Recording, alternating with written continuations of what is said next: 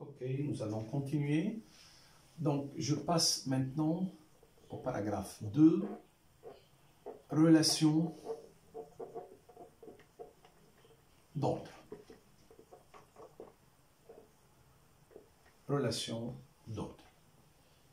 Donc, je vais profiter de ce que je vous ai donné des définitions pour fabriquer des nouvelles définitions. Donc, 2.1, je vais définir la relation d'ordre.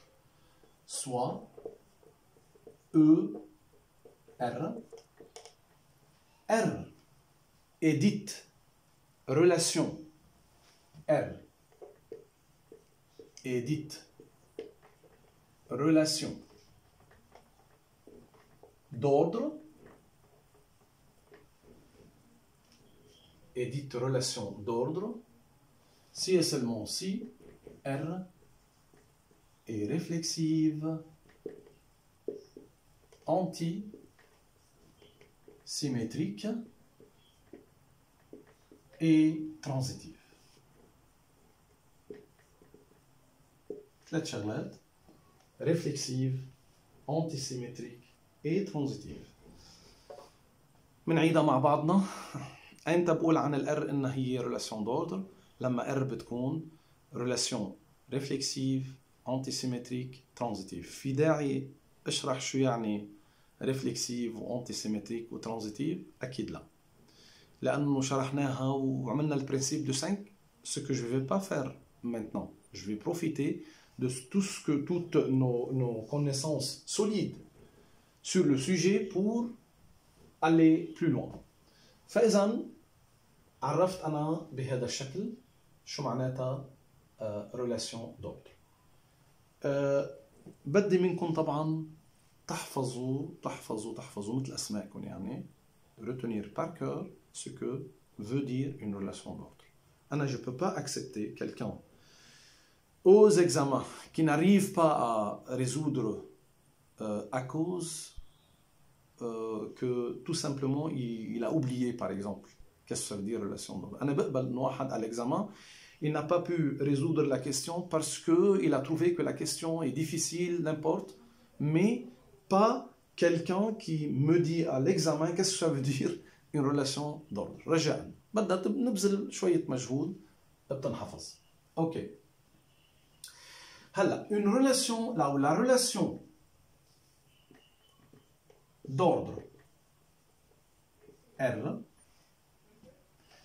est dite relation d'ordre partielle. C'est une relation d'ordre partielle si et seulement si il existe X et Y dans E tel que X n'est pas en relation avec Y et Y n'est pas en relation avec X. La relation est partielle si on a ça. Maintenant, sinon la relation est dite la relation est dite totale. Nous l'avons totale. Yani, quel que soit X, Y appartient à E, on a X, RY ou Y, RX. Nous l'avons X et Y sont dites comparables par rapport à la relation R. Donc, quand je dis comparable par rapport à R, ça veut dire que soit j'ai X, RY, soit Y, RX. Ok. Donc, j'ai plein d'explications à faire. Tout ça me pousse à vous donner directement des exemples qui nous met en évidence la relation d'ordre partiel et la relation d'ordre total. Eh bien, exercice, exemple. Alors, la relation d'ordre la plus simple, c'est l'ordre usuel défini sur les nombres. Vous voyez, أنا إذا باخد R plus petit ou égal, يعني si je prends plus petit ou égal, que ce soit la relation définie sur N, Z, Q, R, sur tous ces ensembles-là, cette relation d'ordre usuel, c'est bien une relation d'ordre dans le sens plus petit ou égal est bien réflexive, plus petit ou égal est bien antisymétrique, plus petit ou égal est bien transitive. Bien, je vais prendre aussi l'inclusion qui est définie sur un certain ensemble de parties, par exemple un ensemble de parties d'un ensemble E. Là aussi, plus petit inclus ou égal, c'est une relation d'ordre. Pourquoi? Inclus ou égal est bien réflexive, antisymétrique et transitive. Ok? Si je prends par exemple l'implication définie sur l'ensemble des propositions, est-ce que l'implication est une relation d'ordre définie sur l'ensemble des propositions? Eh bien non, parce que tout simplement, malgré que implication est réflexive, P implique P, quelle que soit la proposition P. Deuxièmement, implication est transitive. Si P implique Q, Q implique R, alors P implique R. Hein? Mais malheureusement, implication n'est pas antisymétrique. Si j'ai P implique Q et Q implique P, on ne dit pas que P égale Q. On dit que P est équivalent à Q. Donc, ça ne rend pas l'implication une relation d'ordre. Par contre, si je prends la division définie sur N et pas sur Z, la division sur N, on a vu que la division sur Z n'est pas réflexive. Donc la division sur N et pas sur Z est bien une relation qui est réflexive, qui est antisymétrique et qui est transitive. Donc les trois relations devant vous, c'est des relations d'ordre. C'est quoi la différence entre ces ordres? En fait, si on regarde l'ordre usuel sur les nombres, on voit très bien que pour n'importe quel deux nombres, on a soit x plus petit ou égal à y, soit y plus petit ou égal à x. Alors, tous deux nombres sont comparables par rapport à l'ordre usuel. Donc, on a ça ou y plus petit ou égal à x.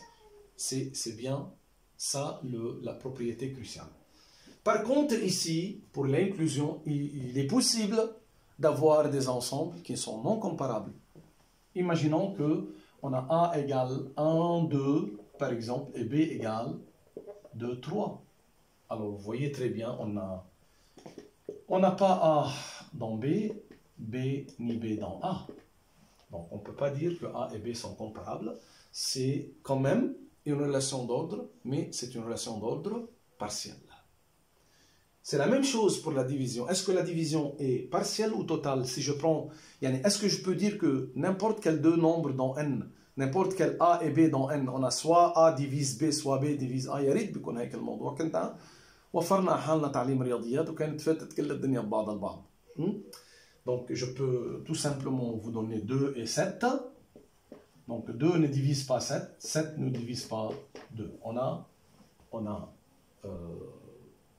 simplement des exemples des nombres non comparables. Donc ici, je dis cette relation est partielle, et ici, c'est total, ici c'est partiel. Donc voici des exemples qui nous mettent en évidence tout ce qu'on veut savoir sur la notion de relation d'ordre totale, relation d'ordre partielle. فإذا أنا وياكم هلا بدنا نراجع مع بعضنا البعض، طلعوا فيه منيح شو يعني relation d'ordre يعني réflexive, antisymétrique et transitive. طيب شو يعني réflexive وكذا؟ لا، بنروح على المحاضرة السابقة. اوكي؟ Bien. فإذا أيمتى بقول عنها la relation إنها total؟ لما بيكونوا n'importe quels deux éléments sont comparables. انت بقول عنا partiel لما بقدر لاقي des éléments non comparables et des éléments comparables. Bien.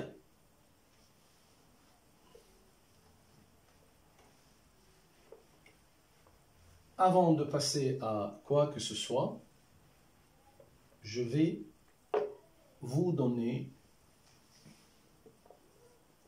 une notation qu'on va utiliser désormais. Cette notation est plus ou moins un pas à affranchir dans notre apprentissage de mathématiques. نحن كنا دائما متعودين وبنحب واللي بدكم اياه انه نعطي لكل نوسيون رمز خاص فيه. OK? Par contre, à partir du moment où on a plein de notions, des choses à traiter en même temps parfois, donc on est obligé de donner la même notation à des sens différents. طب بتقولوا لي كيف ساعتها بدنا نميز؟ هلا رح تشوفوا. ليكوا شو رح نعمل. أنا أول شغلة إذا si R est une relation d'ordre définie sur un ensemble E, بنقول عن ال E بنحط R إذا بدكم هيك est un ensemble ordonné par R. بس اكتب soit ER, un ensemble ordonné par R, hein, ou bien un ensemble ordonné tout simplement et on connaît que c'est par R. لما رح اكتب هيك بهذا الشكل ال R بشكل عام ممكن اني ارمز لها ب R بقسم اللي بدكم اياه، لكن en général on va utiliser le même symbole de l'ordre usuel, on va l'utiliser la même notation pour présenter n'importe quelle relation d'ordre. مش n'importe quelle relation, n'importe quelle relation d'ordre. طيب بتقولوا لي انتوا وليش نحن عم نضطر نعمل هيك؟ قلنا لانه بس يكون عندنا كميه كبيره من النوسيون والنوتاسيون كميه قليله بنضطر انه نعمل هذا التداخل. نحن صرنا بالجامعه نحن صار لازم نميز بحسب الكونتكست. هلا اذا بيكون في عندكم طالب بالصف اسمه مثل اسم الاستاذ، يعني منضيع من عشان نعرف مين الاستاذ ومين التلميذ؟ لا اكيد صرنا نقدر نميز بين الاشياء بحسب الكونتكست. فاذا لما بكتب لكم E plus petit ou égal ensemble ordonné بيكون المقصود E un ensemble muni de la relation d'ordre plus petit ou égal qui n'a rien à voir peut-être avec la relation d'ordre usuelle sur les nombres. وبهذا المعنى يعني لما كنت اكتب x r y شو بصير بكتبها x plus petit ou égal à y.